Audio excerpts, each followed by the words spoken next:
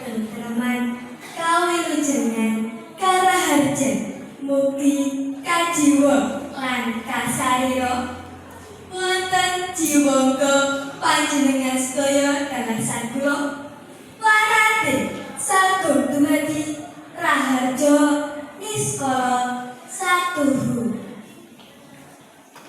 Bapak Ibu juru pambiji ingkang satuhu pinapekten para dwija pamiring ingkang satuhu kinurmatan kadang sutresna warga muda ingkang tansah jinaget ing manah sumangga kula nderekaken mujukaken puja telah puji syukur wonten ngarsanipun Gusti ingkang Maha Agung ingkang sampun paring kanugrahanipun dumateng panjenengan sedaya dalasan kula satemah panjenengan saha kula saged kepak nyawiji wonten ing sasana menika kanthi suka basuki wonten kalodhangan menika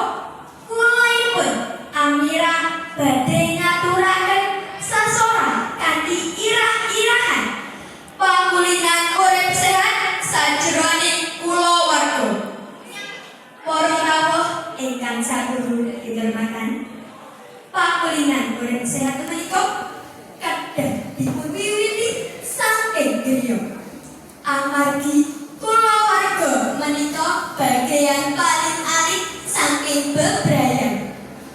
Wonten ngriku sedaya pamulihan dipunwiwiti boten kejawi pamulihan urip sehat. Wonten salah satunggaling sasanti basa Jawi ingkang ngandharaken ngopeni badan bakal oleh kamulyan. Saking unen-unen menika saged dipun pangertosi bilih yang Jawi menika tansah ngugemi urip sehat awit kala rumiyin.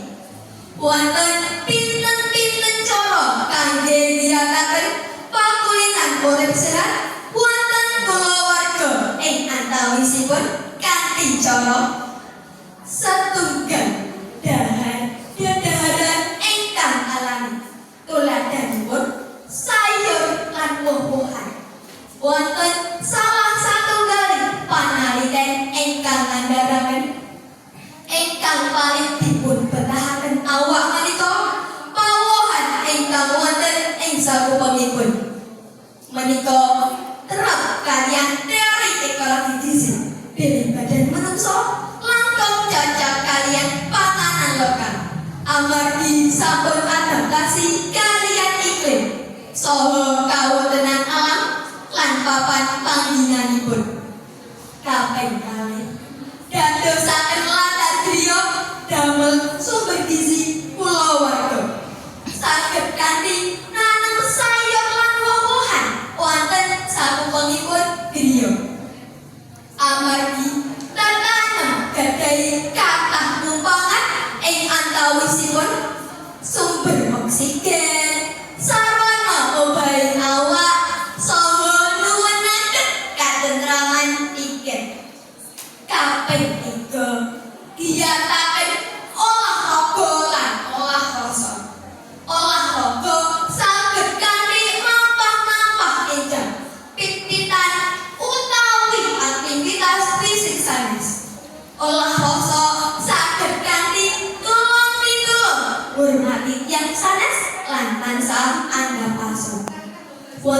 Wontenipun olahraga lan olah rasa selaras kaliyan unen-unen ing badan sehat wonten jiwa ingkang tiyang. Kaping 9 jadi karesikan dipunwiwiti jadi karesikan badan piyambak kulawarga lan lingkungan. Para rawuh ingkang minulya awit saking menika sumangga sami sareng-sareng diyataken daharan ingkang alami dadosaken latar damel sumber gizi